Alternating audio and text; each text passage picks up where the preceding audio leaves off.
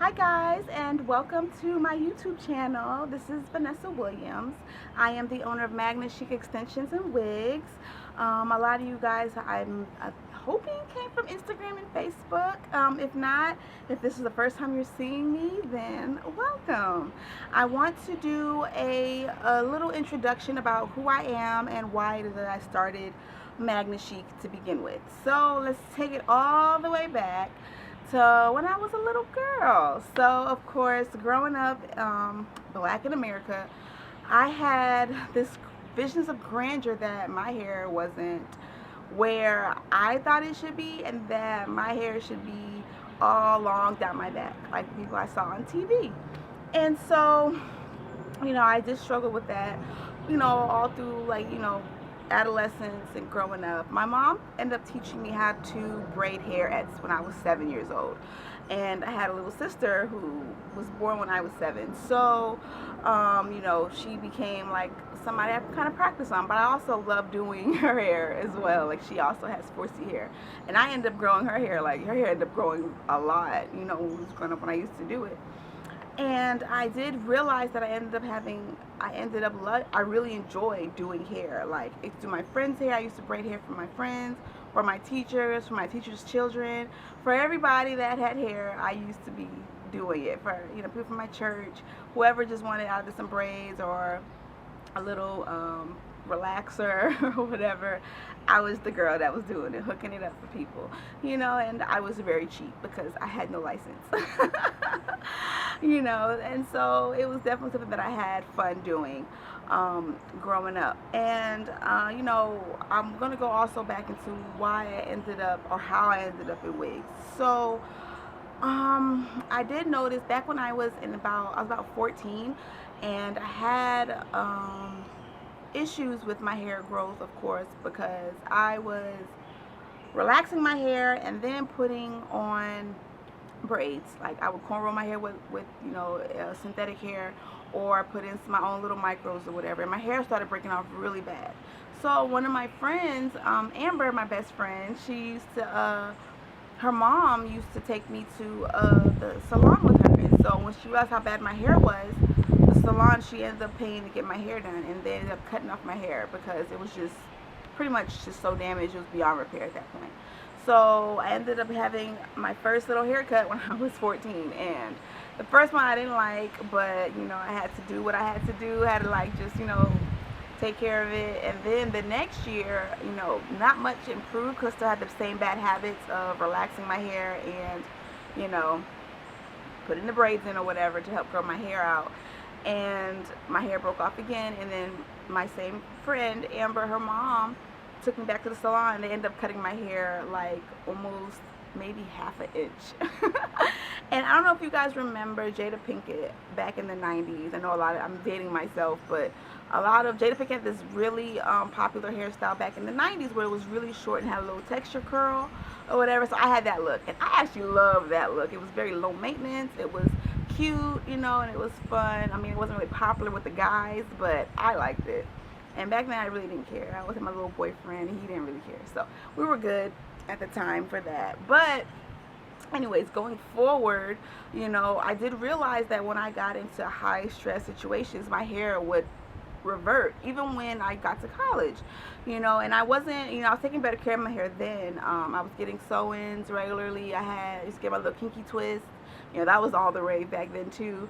And it just didn't, my hair, I noticed that it started to break off in the middle only, like and apparently I was in high stress situations or going through something, and my hair would just break off, like just right in the middle. And I'm talking about bald, like no hair there. And I'm like, I don't know what was going on. So I figured I stopped using relaxers. My cousin at the time, not at the time, my cousin, my same cousin, she ended up going natural first. My cousin Juanita, she ended up going natural first. And she was trying to call me and get tips on how to get the relaxer out your hair or whatever. She ended up cutting off her hair, the relaxer, little by little, and but she always had long hair, so I just knew that her hair was going to grow and be flourished nicely. So But I did take heed to a lot of what she was saying about why we should let go of the relaxer. So I let go of the relaxer, and I ended up getting just quick weaves all the time. And so I had a stylist, Marcus. Marcus is very famous in Fayetteville for doing hair. He does be laying them wigs, be laying them sew-ins down, honey. And he had my hair laid back in college. I remember I used to have my little doop there, and it was little short little hairstyles, my little bobs. Man, I used to be killing it. I thought I was.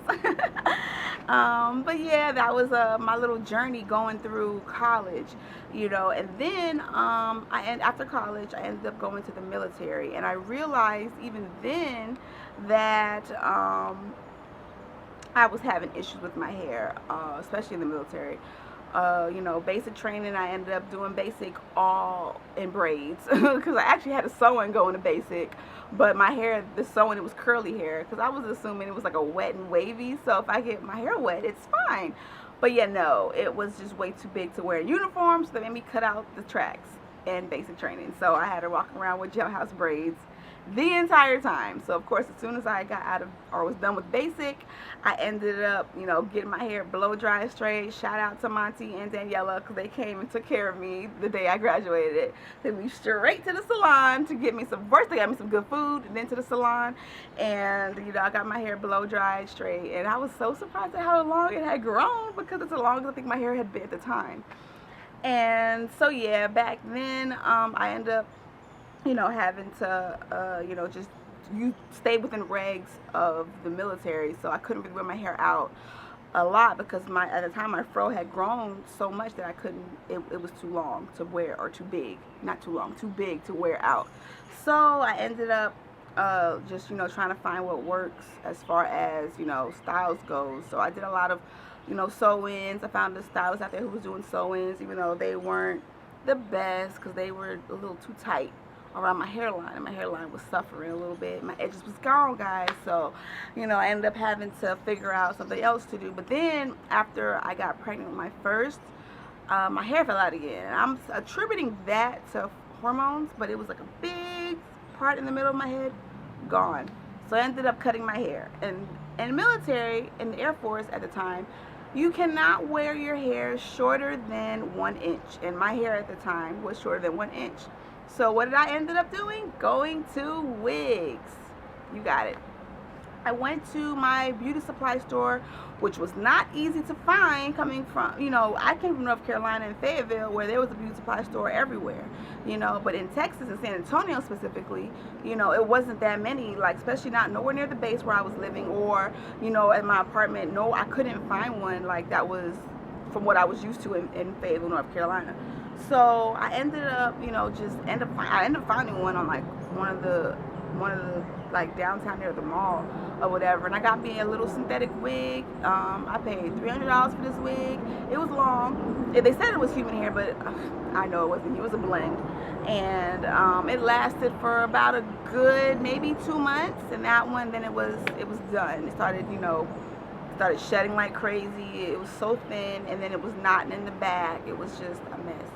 And then I ended up just going, I went to Detroit for I had to go down there for, I think it was a class the military was sending me for. And then that's where I ended up finding this other little human hair wig, $100 for that little wig.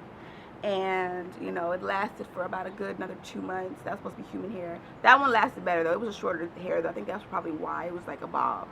And that lasted a little bit. But I just was realizing that I was spending all this money on wigs and wasn't, reaping any benefits from it. Like, I just was frustrated with it. But I kept wearing my little cheap wigs. I was just buying them while I was in the military. Then after having my second daughter, I ended up getting out of the military. And I realized then that I just, wasn't doing, I think, what I wanted to do, which was make wigs or do hair or whatever. So, I'm noticing on Instagram how I'm seeing, like, the frontal movement and everything was looking way more natural than what I was buying. And that people weren't paying as much, and their hair was lasting a lot longer. So I'm like, let me find out what's going on. So shout out to Tamika Gibson, the hair diagram. I took her class. I recommend everybody to take her class because that's what I took to make my wigs. She taught me how to make wigs. And oh my gosh, it was pretty much a wrap since then. I got out the military. I took her class. I was working again for the military, to help supplement my income. But I knew then that I wanted to do this for myself because there was so many of us that just was not privy to the information that I was gaining by, learning how to make wigs. Like as far as like finding a good vendor, as far as making sure that the hair is legit, making sure that your wig is gonna last longer than, 2 seconds. All of this was something that I just wanted to take into account and wanted to like, because I wanted, if I'm gonna spend my money on something, I want it to last. I don't want to wear it one time and then 2 months later it's a mess or it's something I have to throw away.